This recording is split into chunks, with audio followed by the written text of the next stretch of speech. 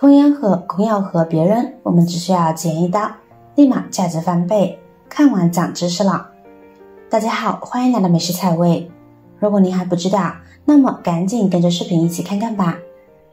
饭后一根烟，快乐似神仙。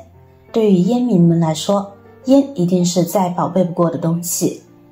不过，大部分人却忽略了烟盒的重要性，一吸完烟就会直接把烟盒丢进垃圾桶。可又有谁能够想到，烟盒中竟然有着隐藏宝贝？这么多年的烟盒，你们全都认错了。吸烟有害健康，但中国的烟民确实不少。不管是吸哪种烟，大家都会发现烟的包装盒内部呢是一层锡箔纸。烟民们在打开新烟的时候呢，第一个要做的就是把烟盒上面的锡箔纸撕掉。或许如果您稍加留意，也会发现这些看似废弃的物品其实蕴藏着巨大的价值。我们将其取出来，今天我们需要的就是它。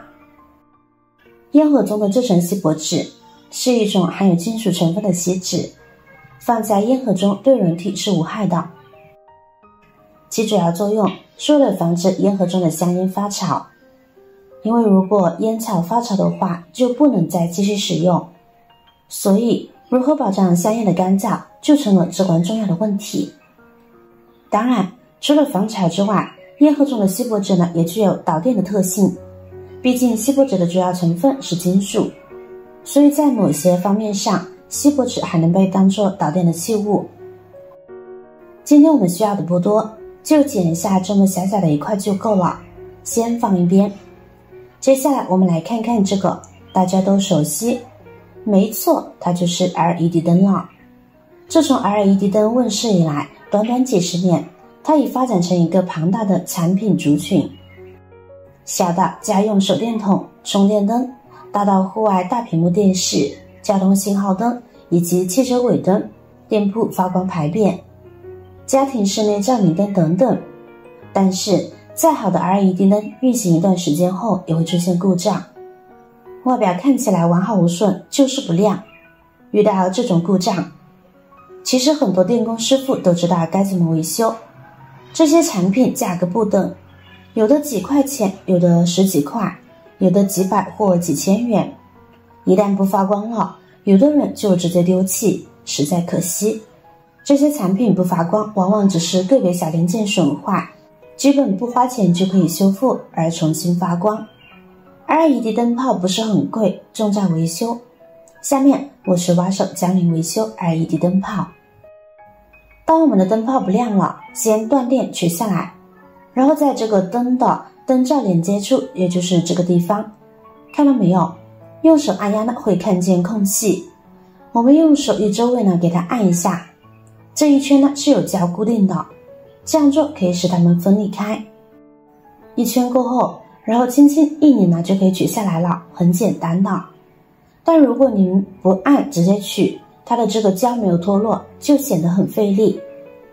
现在打开之后呢，我们可以看到，像这种 LED 灯上面的灯珠非常多，灯泡的瓦数越大，里面的小灯珠就越多，灯泡也就越亮。当这个灯泡不亮的时候，一般是里面的灯珠烧坏了。现在的重点是，它一般呢只会坏掉一个小灯珠，其他的很多小灯珠其实都是好的。但是这些小灯珠呢都是串联在一起的，只要其中一个坏了，那么这整条的线路呢都不通电，所有的灯珠都不会亮。现在我们在上面找到坏的灯珠，这个很容易找到的，它很明显，相信你也看到了，对，就是它。它与正常的颜色形状不同，如果看到它与众不同，说明就是它了。现在我们用刀片把这个灯珠外面这层焦黑的东西给它刮下来，还有黄色的部分，这层东西是粘在上面的，轻轻一刮就掉下来了。亲爱的朋友们，制作视频不易，你的每一个留言和每一个点赞、关注都是我前进的动力。如果觉得我的视频对你有帮助的话，请您给我点个赞吧，感谢您的支持。好了，像这样露出里面的金属部分就可以了。处理好后，我们先放一边备用。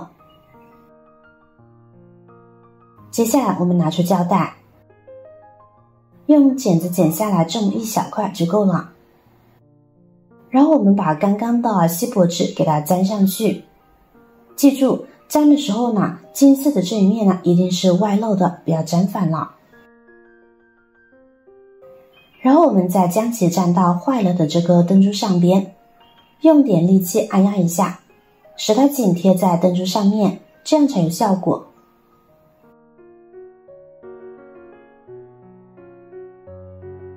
好了，现在通电试一下，见证奇迹的时刻来了。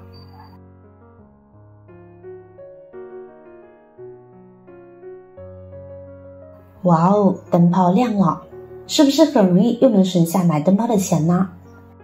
锡箔纸可以广泛应用于电子制造行业，其中包括电路板制造、电子元件焊接等。它的出色的电路导电性能、良好的表面质感和抗静电性能，使其成为电子制造行业中最理想的选择。这里我们用到的就是它的特性，加上这绝缘胶带，这种胶带的主要性能呢就是耐压，而且具有主要的特点，耐高温，非常适合运用在电器绝缘防护等方面。这里它俩搭配，那就叫强强联合。现在将灯罩盖上去就好啦，是不是又和刚买回来时一样晃眼了呢？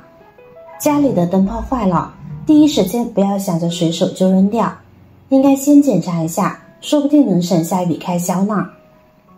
特别是瓦数大的灯泡要了几十块钱，还有汽车的 LED 大灯，有的可能要上千块钱。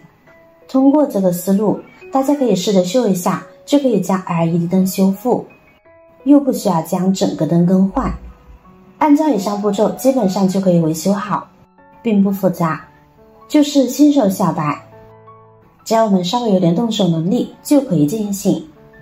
这样修好了还能继续使用。也许有人会说，这样的维修用不了多久又坏了。其实我也实验过很多次，才决心要分享给大家的。并不是每一个灯修好了都不耐用，也要看灯柱的质量和驱动器的好坏。有的修好了用了很多年，有的修好了用了2年多还没坏，有的用了几个月。再者说，换个思维方式，本来就是坏的东西，我们随手就能修好继续使用，何乐而不为呢？对吧？好了，今天的方法就分享完了。如果您有更多的想法和建议，欢迎在下方评论留言哦。如果您看完视频觉得有帮助的话，记得点赞、转发、分享哦。点击我的视频头像，还可以观看更多的美食和生活技巧。别忘了关注我哟。感谢您的支持，我是瑶瑶，我们下期再见啦。